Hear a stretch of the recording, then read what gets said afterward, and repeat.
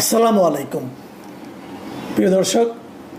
BNP আমার মনে হয় গত কয়েকদিনের মধ্যে একটা বড় এবং ইতিবাচক রাজনৈতিক পদক্ষেপ আজ নিয়েছে, এবং সেই পদক্ষেপটা হলো যে তারা জাতীয় সংসদের আসন্ন যে নির্বাচনের ডেট ঘোষণা করা হয়েছে ফেব্রুয়ারিতে, সেই নির্বাচনের জন্য তারা আজকে 2 শতাধিক আসনের সম্ভাব্য প্রার্থী নির্বাচন করেছে। এগুলো আনুষ্ঠানিকভাবে তারা কিছু বলেনি, কিন্তু এটা জানা গেছে, এর মধ্যে প্রকাশিত হয়ে গেছে যে 2 শতাধিক আসনে তারা বলে দিয়েছে যে তারা কাদেরকে নমিনেশন দিতে যাচ্ছে।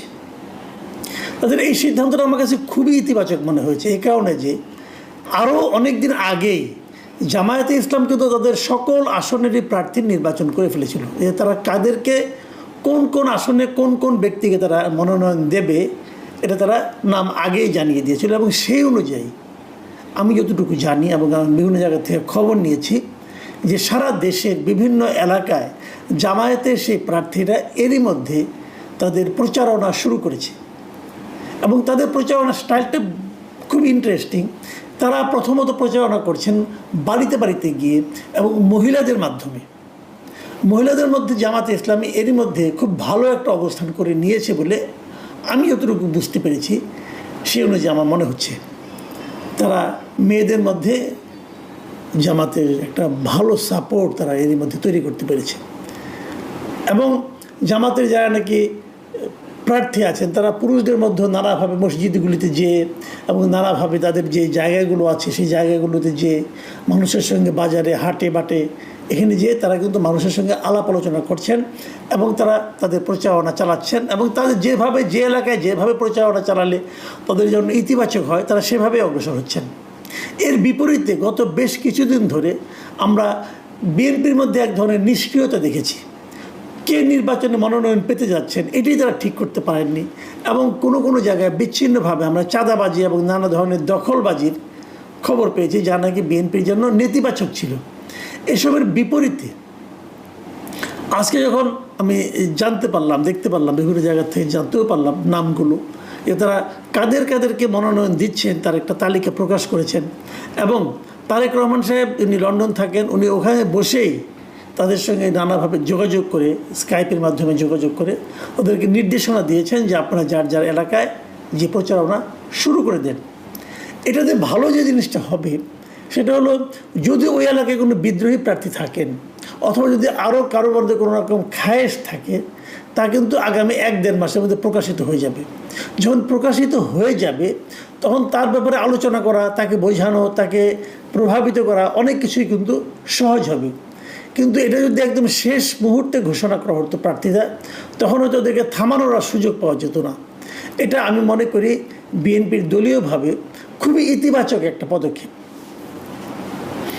এবং সেই পদক্ষেপের ফল কি হয় আমার মনে হয় খুব শিগগিরই এর ফল আমরা দেখতে পাবো। এবং বাকি যেগুলো বাকি আছে, যেগুলো যতটুকু শুনেছি যে আরও প্রায় 100-র মতো বাকি আছে, সেগুলো বিএনপি খুব দ্রুতই সমাধান করতে পারবে বলে আমার ধারণা। তো এইগুলো গেল একটা দিক, এবং এর মধ্যে দেখলাম বেশ কয়েকজন যারা বিএনপি করেন না তাদেরকে পর্যন্ত মনোনয়নের কথা প্রাথমিকভাবে সবুজ সংকেত দেওয়া হচ্ছে। এর মধ্যে আন্দালিব রহমান পার্থ আছেন গুলশান এলাকায়, মোহাম্মদপুর এলাকায় ববি হাজ্জাজকে নমিনেশন দেওয়া হয়েছে বলে জানতে পেরেছি। তো এই সমস্ত প্রার্থীরাও কিন্তু বেশ আমার কাছে মনে হয় যে বেশ উজ্জ্বল প্রার্থী। এরা এখানে প্রার্থী হলে পর ভালোই হবে আমার মনে হয়। সব মিলিয়ে বিএনপি এখন থেকেই যেন একটা তাদের যে আগের প্রতিশ্রুতি একটা ছিল জাতীয় সরকার দিকে যাওয়ার, সেদিকে সম্ভবত তারা অগ্রসর হচ্ছে।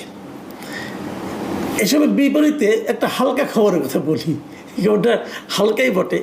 হালকা হলে এরকম, আজকে জাতীয় নাগরিক পার্টির মুখ্য সমন্বয়ক মানে এনসিপির মুখ্য সমন্বয়ক নাসিরউদ্দিন পাটোয়ারি তিনি আজকে নির্বাচন কমিশনে গিয়েছিলেন তাদের নিবন্ধন এবং প্রতীকের সমস্ত বিষয়ে কথা বলার জন্য। এবং ওখান থেকে বের হয়ে এসে তিনি তার বরাবরের মতো আগে যেগুলি করতেন এখনও সেরকম মানে একটা ভবিষ্যৎবাণী করে দেন। সেই ভবিষ্যৎবাণী উনি যেটা করেছেন সেটা আবার কিন্তু আমার মনে হয় বিশেষ অনেক লোকের মধ্যে বেশ কৌতূহলের উদ্রেক করবে।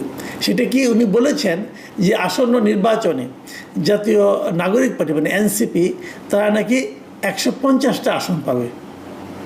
তার মানে 150টা আসন যদি তারা পেয়ে যায় তাহলে তারা সরকার গঠন করবে। আবার দুদিন আগে গত শুক্রবারে দেখলাম চট্টগ্রামে জামায়াতে ইসলামের একজন মানে সংগঠক এবং সেন্ট্রাল লিডার একজন, তিনি বলছিলেন যে এবার জামাতে ইসলামী সরকার গঠন করবে, বিএনপি যাবে এই বিরোধী দলে। তো উনি জামাত এবং বিএনপির মধ্যে একটা কম্পিটিশন দেখছেন, উনি এনসিপিকে পাত্তাই দিচ্ছেন না। আবার এদিকে এখন দেখছি এনসিপি তাদেরকে বিএনপিকে একটা পাত্তা দিচ্ছেন। তিনি বলছেন যে বিএনপি 50 থেকে 100টার মতো আসন পাবে, এই ধরে যদি 100টাই পায়, আর ওনারা পাচ্ছেন হলো গিয়া 150টা, 250, তাহলে জামাতের জন্য তো থাকে মাত্র 50টা, জামাতকে বাকি 50টা সবগুলি পাবে। যদি পায় তাহলে জামাতের কি হবে? জামাত তাহলে বিরোধী দলে থাকলেও 3 নম্বর দল হিসেবে থাকতে হবে। তো হিসেবটা যেন কেমন হয়ে গেল না? এইগুলি হয় কি সাধারণ মানুষের মধ্যে এক ধরনের কৌতুকের জন্ম দেয়। নাসিরুদ্দিন পাটোয়ারি সাহেবকে বুঝেন আমার মনে হয় না, ওনাকে বলে লাভ নাই। বাট ওনার যারা নেতা আছেন, ওনার দলের যারা লোক আছেন, তাদেরকে মানে আমি বলতে চাই যে আপনারা এই পাটোয়ারি সাহেবকে থামান। হ্যাঁ, পাটোয়ারি সাহেব যেগুলো বলছেন এগুলো তো মানুষ হাসাহাসি করছে আপনাদের নিয়ে। আপনার কয়টা আসন পাবে? আমি কয়েকদিন আগে একটা জায়গায় একটা টকশোতে একটা মানে আপনার আলোচনায় আমি বলেছিলাম যে এই এনসিপির টোটাল ভোট ইসলামী আন্দোলনের অর্ধেক ভোটের সমান হবে কিনা আমার সন্দেহ আছে।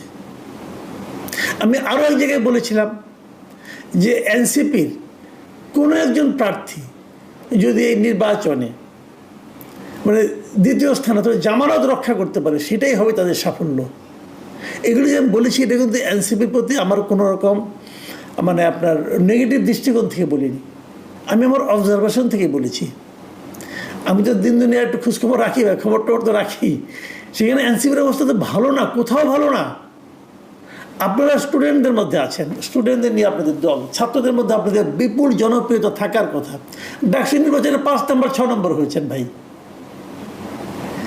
জাকসু নির্বাচনে আরও খারাপ করেছেন। শুনলাম যে চাকসু নির্বাচন নাকি দাঁড়াবেনই না ভয়ে। তো এই শক্তি নিয়ে আপনারা যখন নির্বাচনে 150 আসন পাবেন বলে ঘোষণা দেন, মানুষ তো আপনাদের নিয়ে হাসাহাসি করে। এটা কি বুঝছেন আপনারা? এটুকু বোঝার মতো সক্ষমতা আপনাদের আছে? আমি অনুরোধ করব যে পাটোয়ারি সাহেবকে দয়া করে আপনারা থামান। এরা তো আপনাদেরকে সারা দেশের ভোটারদের সামনে হাসির পাত্র করে তুলছেন। কি বলবো, যাই হোক, নির্বাচনের সময় অনেকে বাড়িয়ে বাড়িয়ে কথা বলে, এটা নতুন কিছু না, কিন্তু তারও তো একটা মাত্রা আছে, একটা সীমা আছে না। এই দুটোই নির্বাচনের বড় খবর আমি মনে করি। তারপরে আমি আশা করব যে এনসিপিও সতর্ক হয়ে চলবেন, ভালোভাবে কথা বলবেন। এনসিপি যদি কারোর সঙ্গে জোট করতে পারেন তখন একটা সম্ভাবনা আছে, সেই জোটেরও তো কোনো সম্ভাবনা দেখছি না। এনসিপির ভবিষ্যতে আসলে খুব বেশি আশাবাদী হওয়ার সুযোগ নেই। তবে বিএনপির যে রাজনৈতিক যে প্রজ্ঞাটা তারা দেখিয়েছে প্রার্থী ঘোষণা করে, আমি এটাকে খুবই সমর্থন করি এবং আমি মনে করি এর ইতিবাচক ফল বিএনপি পাবে। বিএনপির উচিত হবে এই প্রার্থীদের পক্ষে দলের অন্যান্য যারা সম্ভাব্য প্রার্থী আছেন তারা এখন থেকেই মাঠে নামছেন কিনা এই জিনিসটাকে মনিটরিং করা। তারা যদি এখন থেকে এটা মনিটরিং করতে পারেন তাহলে আমার মনে হয় যে বুঝতে পারবেন যে আগামী দিনগুলিতে তাদের কী পদক্ষেপ নিতে হবে। অনেকে হয়তো বলবেন যে আমি তাহলে বিএনপির পক্ষ নিচ্ছি কিনা, বিএনপিকে ভালোভাবে বুদ্ধি দিচ্ছি না। বুদ্ধি আমি সবাইকে দিই।